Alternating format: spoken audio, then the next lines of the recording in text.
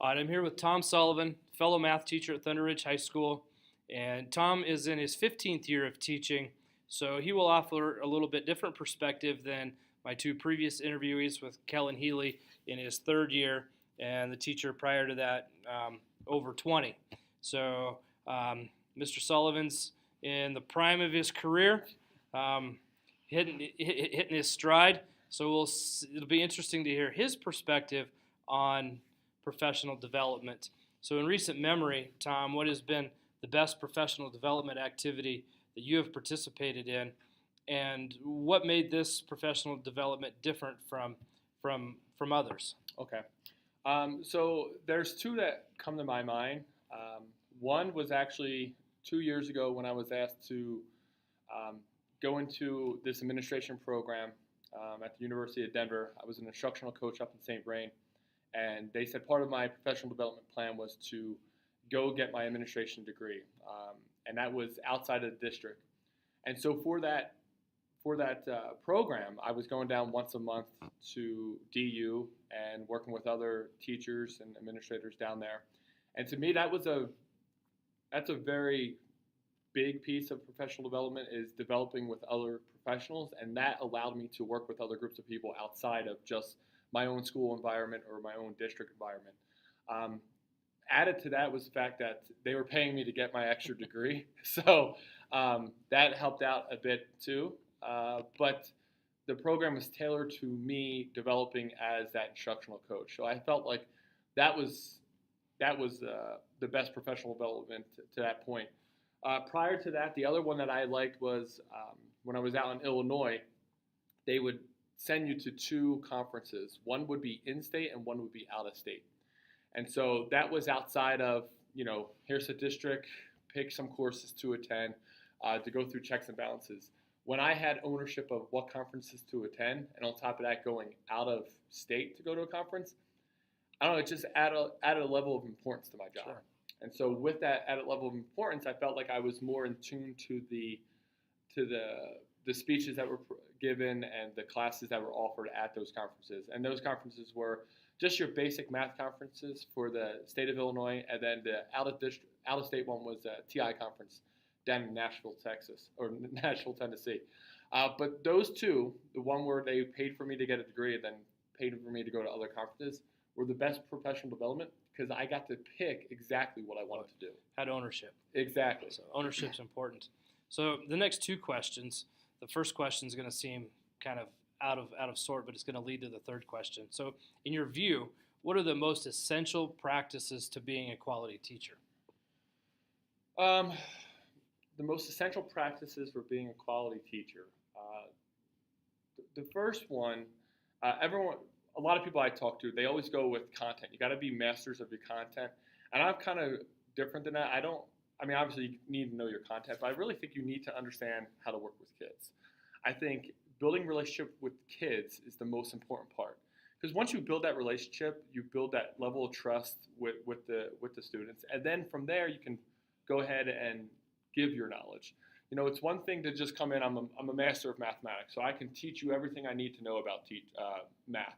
But if you don't make that connection with kids, that level of understanding that you have is not going to translate to the kids. They don't hear you. No, they don't hear you at all. And I think back to maybe it was like 5-10 years ago, there was a big push of we need math majors in the math classrooms. Mm-hmm. The idea is that the more understanding that the teacher has of mathematics, the better that understanding is with students. And then I think, okay, if that's the case, then from kindergarten till my master's degree in math, that means by the time I got my master's degree in math, I got the best. Can I get this in a minute? I'm recording an interview. I got it's okay. That's a quality teacher right there. That means that by the time you get to college, you got the best teachers possible teaching mathematics, and we all know that's not the case.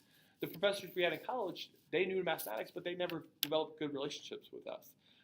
So to me, I think the biggest piece about quality teaching is being able to develop honest, true relationships with kids, not those superficial ones where, oh, I went to their soccer game, so they know me. You really got to develop good relationships with them. It's interesting. Everybody I've talked to, the first thing they talk about is building relationships with kids. So So from speaking about that, do your professional development experiences align with those characteristics?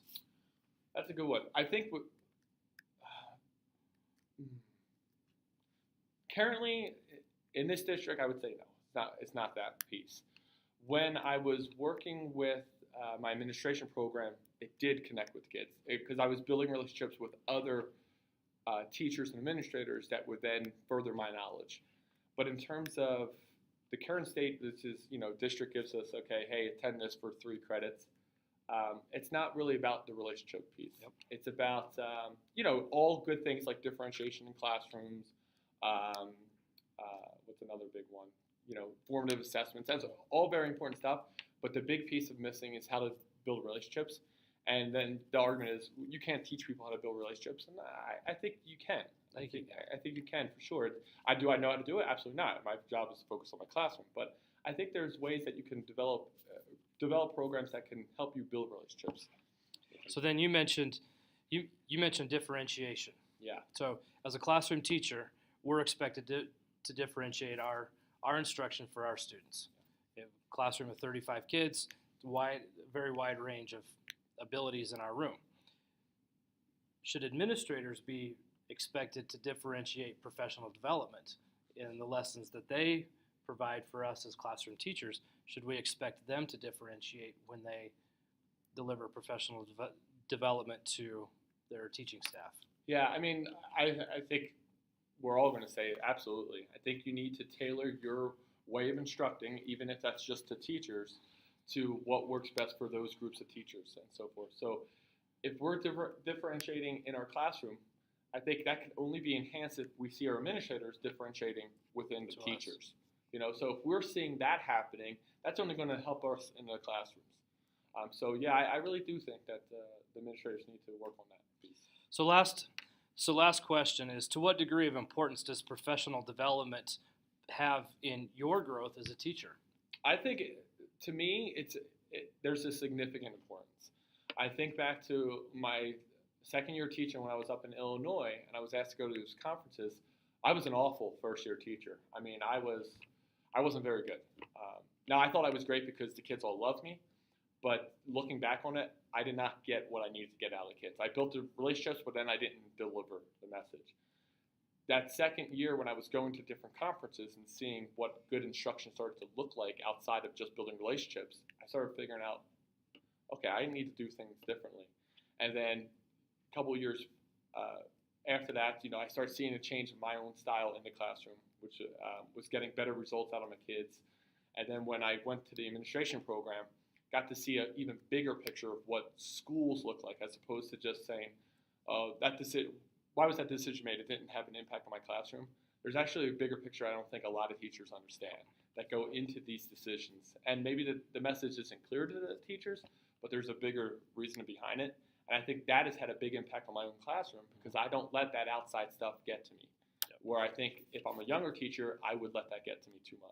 Right. I think as veteran teachers, we can do a good job modeling that to the younger teachers, and we can bring that to our departments and have an impact on our whole school. Yeah. So thanks for your time today, Tom. I appreciate it. No worries, bud.